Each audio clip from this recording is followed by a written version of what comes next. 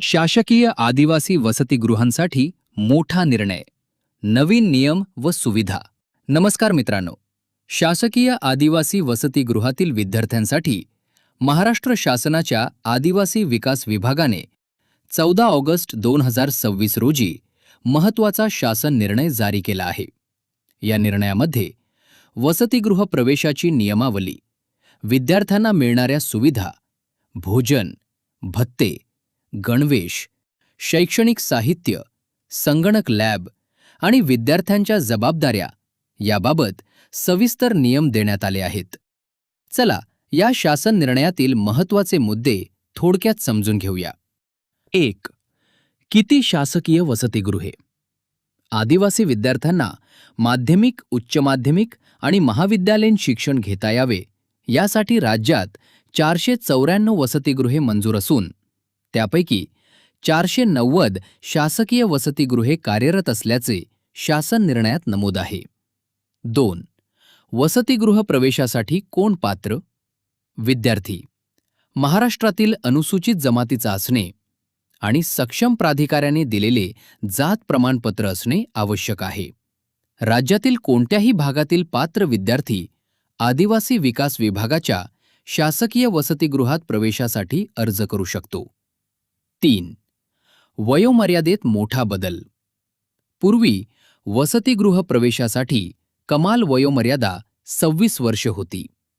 विद्यार्थी प्रतिनिधींनी मांडलेल्या अडचणींचा विचार करून आता वसतिगृह प्रवेशासाठी कमाल वयोमर्यादा 30 वर्ष करण्यात आली आहे. 4. पालकांच्या उत्पन्नाची अट. वसतिगृह प्रवेशासाठी पालकांचे वार्षिक उत्पन्न ₹2,50,000 असणे आवश्यक आहे. केंद्र शासनाच्या पोस्ट मॅट्रिक शिष्यवृत्तीच्या उत्पन्न मर्यादेत भविष्यात वाढ झाल्यास त्यानुसार ही मर्यादा लागू राहील. 5. 70% उपस्थिती अनिवार्य.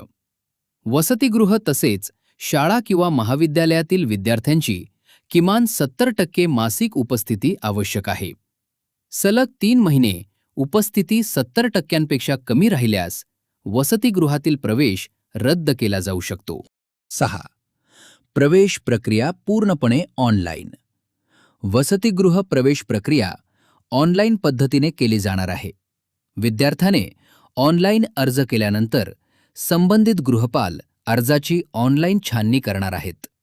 महत्त्वाचे म्हणजे प्रवेश निश्चित करताना आवश्यक कागदपत्रांची पूर्तता करणे गरजेचे आहे. 7. कोणती कागदपत्रे लागतील?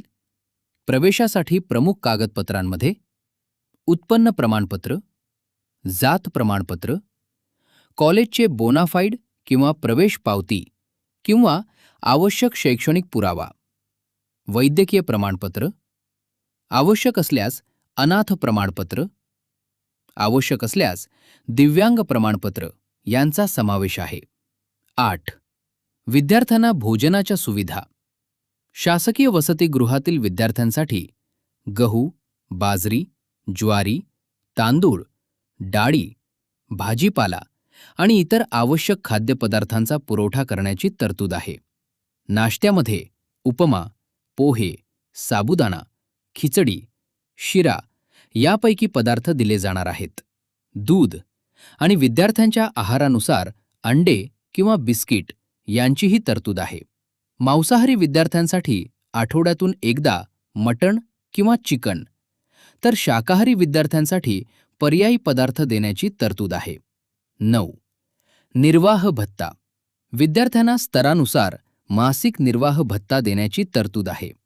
विभागीय स्तर ₹1,500, जिल्हा स्तर ₹1,300, तालुका स्तर ₹1,000. मुलींसाठी स्वच्छता प्रसाधनासाठी अतिरिक्त ₹150 प्रति महिना देण्याची तरतूद आहे. 10. गणवेशासाठी आर्थिक मदत.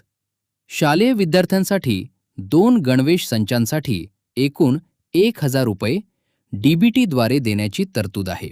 महाविद्यालयीन विद्यार्थ्यांसाठी ड्रेस कोड असल्यास 2 गणवेश संचांसाठी ₹2,000 देण्यात येतील. शारीरिक शिक्षण. महाविद्यालयातील विद्यार्थ्यांसाठी गणवेशासाठी ₹3,000 देण्याची तरतूद आहे. Lab apron. आवश्यक असलेल्या अभ्यासक्रमांसाठी 500 रुपये देण्याची तरतूद आहे. 11.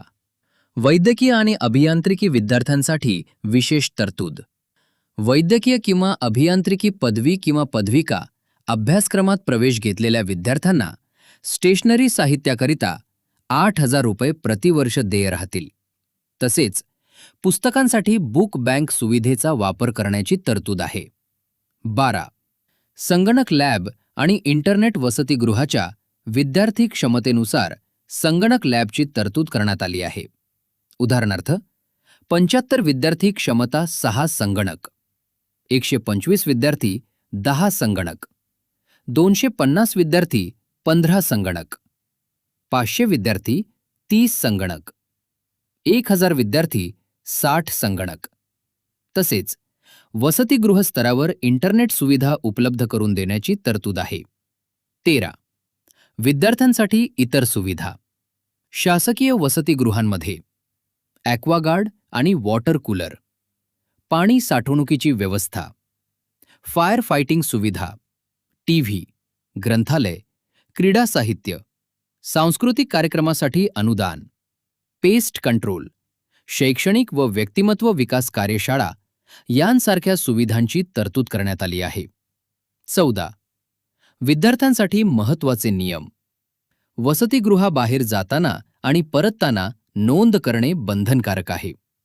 मुलींच्या वसतिगृहात अनधिकृत पुरुष व्यक्तींना प्रवेश देता येणार नाही. मित्र, पालक किंवा नातेवाईकांना वसतिगृहात रात्री मुक्काम करता येणार नाही. वसतिगृहात किंवा परिसरात धूम्रपान, नशापाणी किंवा अंमली पदार्थांचे सेवन आढळल्यास विद्यार्थ्याचा प्रवेश रद्द केला जाऊ शकतो.